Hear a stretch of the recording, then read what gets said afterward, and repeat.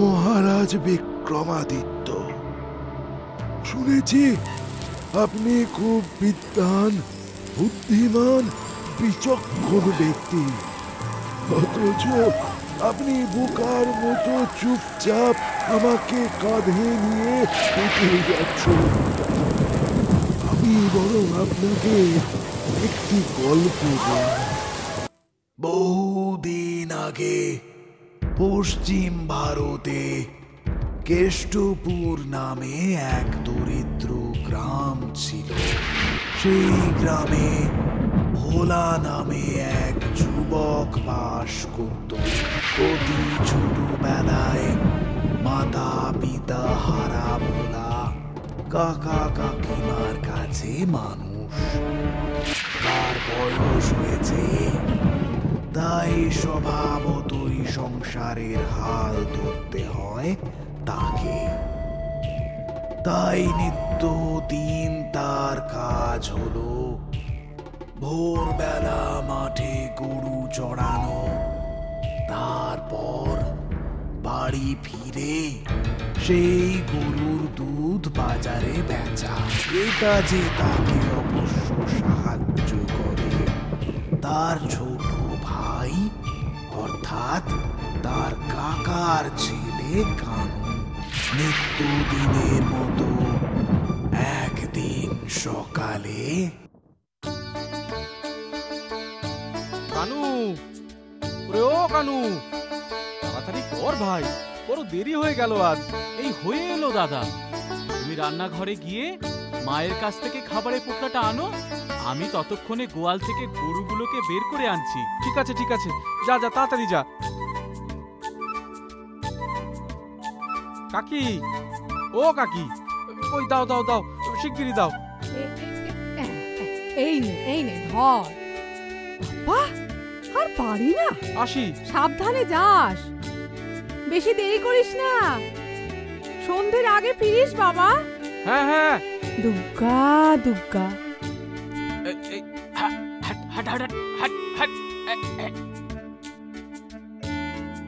দাদা, ও দাদা, গরুগুলোকে এবার তাহলে ছেড়ে দে। হ্যাঁ হ্যাঁ, দে দে দে দে। শোন, তুই এখানেই বসে ওদের পাহারা দে, কোথাও যাস না যেন আবার। আমি ওই গাছে চড়ে বসছি, কোনো দরকার থাকলে ডাকিস। আচ্ছা আচ্ছা, তুমি যাও।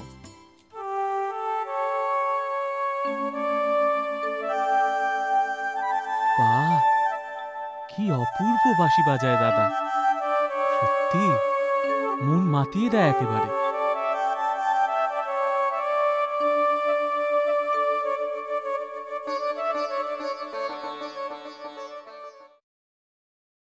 এ কি, ধবলিকে তো দেখছি না, কোথায় গেল? কি হবে এখন? দাদা, দাদা রে, ও দাদা। কি হলো রে? দাদা রে, এখন কি হবে? কি হবে? কি হয়েছে বলবি তো? ধবলিকে খুঁজে পাচ্ছি না রে দাদা। তোকে না কোনো কাজই দেওয়া যাবে না। ঠিক করে খুঁজেছিস তো? হ্যাঁ, চারিদিক খুঁজলাম, পেলাম না রে। পেলি না? না। কি হবে রে দাদা, মা জানলে আর আর আস্ত রাখবে না। থাম থাম থাম থাম থাম। শোন, তুই বাকি গরুগুলোকে নিয়ে বাড়ি যা, আমি দেখছি। এই দেখো, যা, সন্ধে হয়ে এলো যে। আচ্ছা। সত্যি তো, কোথায় গেল ধবলিটা? চারদিক খুঁজে বেড়ালাম, কোথাও খোঁজ পেলাম না। ও দিনু কাকা, দিনু কাকা। কিরে ভোলা, কি হয়েছে? আজ মাঠে যাসনি? মাঠ থেকেই তো আসছি কাকা। কি হয়েছে রে? আর বলো কেন, ধবলিটাকে খুঁজে পাচ্ছি না, কোথায় যে গেল। এই পুবের শ্মশান মাঠের দিকে যায়নি তো? কেন, কি আছে ওদিকে? না না, কিছু না, না না, কিছু না, ও কিছু না। বলো না গো, বলো না কাকা, বড় বিপদে পড়েছি। ওই গরুগুলোই তো সম্বল। আর যদি... শোন, শুনেছি ও পুবের শ্মশান মাঠে এক ডাইনি থাকে। মানুষ, পশু ওদিকে গেলে কেউ আর ফিরে আসতে পারে না। সব ওই ডাইনির পেটে যায়। ধুৎ, কি যে সব বলো না। আহ, বিশ্বাস হলো না? তোরা আজকালকার ছোকরারা কিছুই বিশ্বাস করিস না।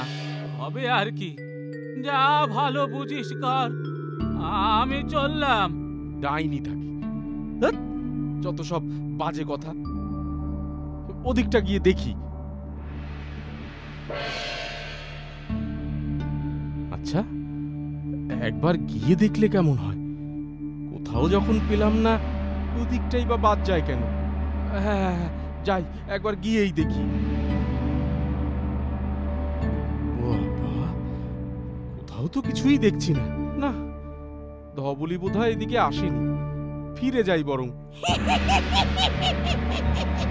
হ্যাঁ, কার যেন হাসির শব্দ পেলাম না?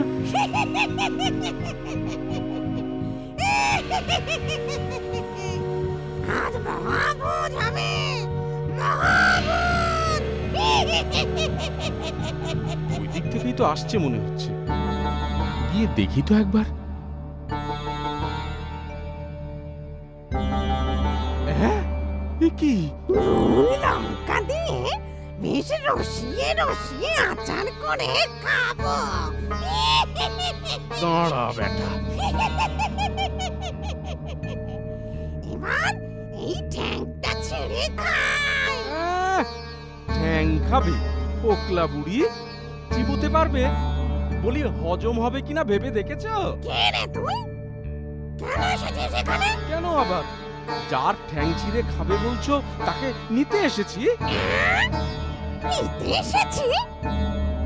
বেশ হৃষ্টপুষ্ট গরু রে। আমি তো আর দেব না। দিও না, পেট ভরে খাও। কিন্তু শোনো, খাওয়ার পর যদি বদহজম হয়ে মরো, আমায় কিন্তু তখন বলো না। কেন? বদ হজম হবে কেন রে? মা, নিজের বয়সটা একবারও দেখেছো কি? এই বুড়ি বয়সে ওই রুগ্ন গরু খেলে শেষে রুগ্ন? ছ্যা, ছ্যা, ছ্যা, ছ্যা, ছ্যা, ছ্যা, ছ্যা। খেলে নির্ঘাত মরতাম। তুই বাঁচালি আমার। বয়স হয়েছে, কত কি খেতে ইচ্ছে করে আমার, কিন্তু ওই বদ হজম। সত্যি মহা জ্বালা। যদি ওই নীলমণি গাছটা পেতাম। নীলমণি গাছ? সে আবার কি গাছ গো? ও মা, তুই জানিস না? ওই গাছের পাতা খেলে আবার যৌবন ফিরে আসে, অমরত্ব লাভ করা যায়। তাই? কোথায় আছে গো ওই গাছ? সেই পঞ্চশিখর পাহাড়ের কোলে একটি অতি ধনী রাজ্য আছে, যার নাম নীলকান্তপুর। সেই নীলকান্ত রাজ্যেই আছে ওই নীলমণি গাছ। তুমি যাচ্ছ না কেন ওই গাছ আনতে? কি করে আর যাব বল? এই বুড়ি বয়সে কি আর ধবল সহ্য হয়? শোন বাবা, তুই যদি আমায় ওই নীলমণি গাছ এনে দিতে পারিস, তাহলে আমি তোর ওই গরুকে ছেড়ে দেব, আর কিছু উপহারও দেব তার সাথে। ঠিক আছে, ঠিক আছে খুড়িমা, দেখি চেষ্টা করে। আমি তবে আসি। দাঁড়া দাঁড়া, এভাবে খালি হাতে গেলে কি আর ওই নীলমণি গাছ পাবি? পথে দণ্ডক নামে এক রাক্ষস তোকে বাধা দেবে। হ্যাঁ, রাক্ষস? হ্যাঁ, শোন, এই মাদুলি যতক্ষণ তোর গলায় থাকবে, কোনো শক্তি তোকে আঘাত করতে পারবে না। ধন্যবাদ খুড়িমা। এবার তবে আমি আসি, অনেকটা পথ যেতে হবে। আয় বাছা, আয়। উফ উফ বাবা, কতটা পথ! পঞ্চশিখর আরো কতটা দূরে কে জানে। চলতে তো থাকি, তারপর দেখা যাবে।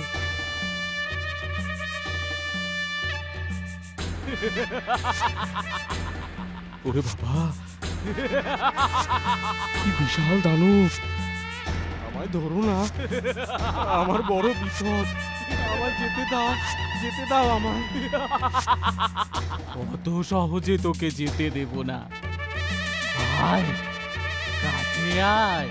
তোমার কোনো শক্তি আমায় আঘাত করতে পারবে না। তবে রে, দেখ তবে। হ্যাঁ?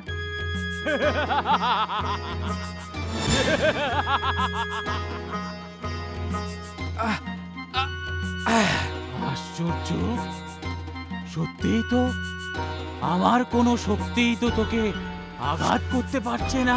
কি আছে তোর কাছে যে আমার কোনো শক্তিই তোকে আঘাত করতে পারছে না? এই দিব্য মাদুলি, যার বলেই আমি তোমার সমস্ত শক্তি প্রতিরোধ করেছি। ঠিক আছে, আমি তোমায় যেতে দেব যদি তুমি আমায় ওই মাদুলি দাও।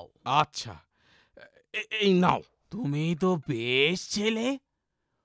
এই মাদুলি সঙ্গে থাকলে আমি তোমার কোনো ক্ষতি করতে পারতাম না।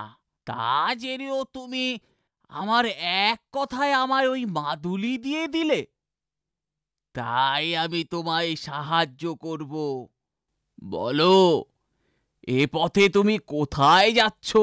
পঞ্চশিখর পাহাড়ের মাঝে এক রাজ্য আছে, সে রাজ্যে নীলমণি গাছ আছে। ওই গাছ আনতেই আমি যাচ্ছি। পঞ্চশিখর পাহাড়ে পায়ে হেঁটে যাওয়া সম্ভব নয়। দাঁড়াও,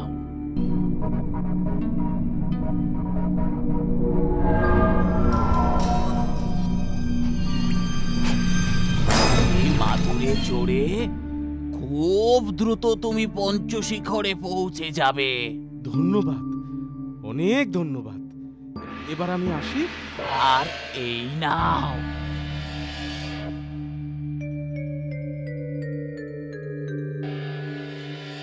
কি হবে এটা দিয়ে? এই ঘটির জল সঙ্গে রাখো, পথে কাজে লাগতে পারে। ধন্যবাদ, এবার আমি আসি।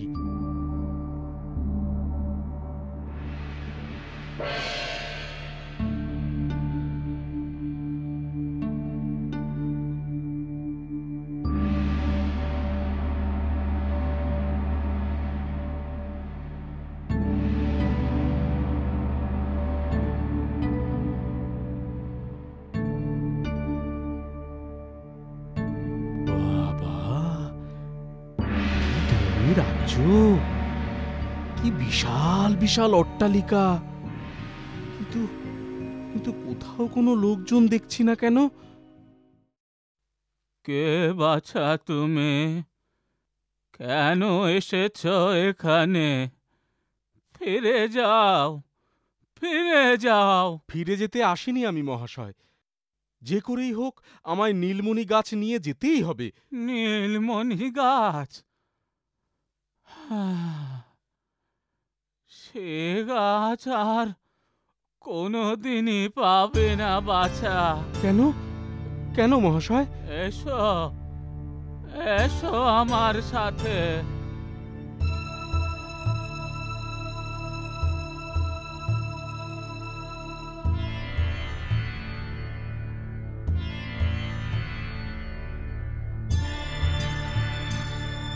কি আছে ওখানে মহাশয়? ওই আগুনের চারপাশে যত পাথর দেখছো, ওগুলো পাথর নয়। ঋষি কৌশিকের অভিশাপে আমার মন্ত্রী, সেনাপতি, পারিষদরা সবাই পাথরে পরিণত হয়েছে। আর ওই মাঝের ওই আগুনের মাঝখানে ওই দিব্য নীলমণি গাছ রয়েছে। কিন্তু এমন হলো কি করে? ওই নীলমণি গাছ আমার কাছে থাকায় আমি চির যৌবন ও অমরত্ব লাভ করব। এই অহংকারে আমি প্রজাদের উপর যথেচ্ছ অত্যাচার করি। একদিন ঋষি কৌশিক আমার এই অন্যায় অত্যাচারের বিরোধিতা করে আমায় বোঝাতে আসেন। আমি তার কোনো কথা না শুনে তাকে অপমান করি, আর তাই ক্ষিপ্ত ঋষিবরের অভিশাপে আজ আমার এ দশা হয়েছে। আমি দেখি কিছু করতে পারি কিনা।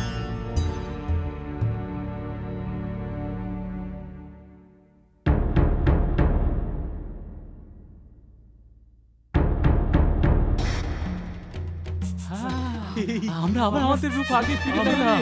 আবার ফিরে পেলাম। হ্যাঁ মহারাজ, এই গাছটি যদি আমায় দেন বড় উপকৃত হই। পরিবর্তে আমি আমার গরুটি ফেরত পাবো। নিশ্চয়ই বাবা, নিশ্চয় নিয়ে যাও। ওই গাছের অহংকারী আমি আমার সর্বস্ব হারিয়েছিলাম। ধন্যবাদ, অসংখ্য ধন্যবাদ মহারাজ। এসে গেছিস? দে দে, শিগগির দে। এই নাও তোমার নীলমণি গাছ। এবার আমার গরু ফিরিয়ে দাও। দাঁড়া, গরু তুই নিয়ে যা, সঙ্গে এই নে, এই মোহরগুলো নিয়ে যা। তোদের সারা জীবনের অভাব মিটে যাবে। না গো খুড়িমা, আমার এই গরুই ঠিক আছে। ওই মোহর আমার চাই না। আমি আসি। এখানে মোহর না নিয়ে ভোলা কিন্তু খুব বোকামির কাজ করেছে মহারাজ। ওই মোহর সঙ্গে থাকলে সারা জীবন ওদের আর কোনো অভাবই থাকতো না। এটা কিন্তু ভোলা ভারী বোকামি মহারাজ, ভারী বোকামি। বেটা, মোহর সঙ্গে থাকলে ভোলার কোনো অভাব থাকতো না ঠিকই। ওই মোহর তাকে সুখ স্বাচ্ছন্দ্য এনে দিত, কিন্তু সে পরিশ্রম বিমুখ হয়ে পড়ত। আর পরিশ্রমের যথার্থ মূল্য সে জানত। পরিশ্রম করে সুখ আর শান্তি দুটোই পাওয়া যায়। এছাড়া ভোলা ছিল অত্যন্ত সরল এবং নির্লোভ, তাই ওই মোহর সে ফিরিয়ে দেয়। এটা তার বোকামি নয়, বরং উদার মানসিকতারই পরিচায়ক। মহারাজ, আপনি একদম সঠিক উত্তর দিয়েছেন। তাই শর্ত মতো আমি চললাম।